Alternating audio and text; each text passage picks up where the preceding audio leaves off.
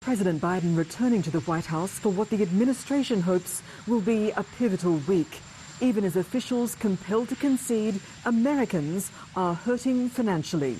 Well, inflation is high and it's affecting Americans in their pocketbook and their outlook. Petrol prices so heady, the top Senate Democrat calling on Joe Biden to make use of America's strategic petroleum reserve. That's why I'm urging the administration to tap that reserve, get the prices down.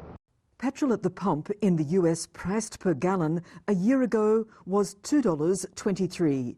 Today, the national average, $3.14. President Biden's approval rating heading in the other direction. At 52% in April, it's now 41%. A new low for him. For Republicans, a gift. So only 1 in 5 Americans think the country is heading in the right direction. And no matter what bill the president happens to sign tomorrow, that's not going to change the failing grades. The president signing not just any bill tomorrow, but the $1.2 trillion US infrastructure bill, for which several Republicans voted in the House and Senate. Among them, Congressman Fred Upton, who's received multiple death threats from irate constituents. We need roads and highways, let me tell you.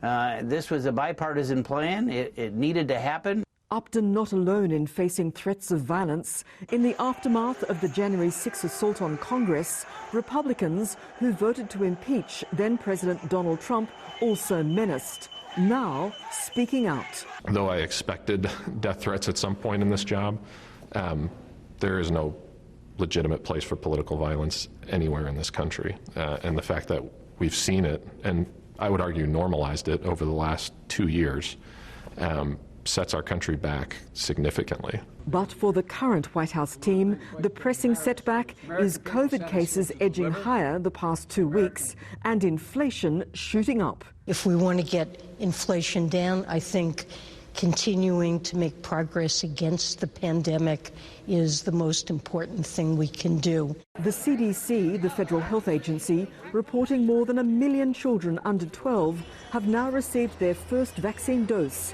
2 weeks after it gave approval, a positive for an administration under pressure.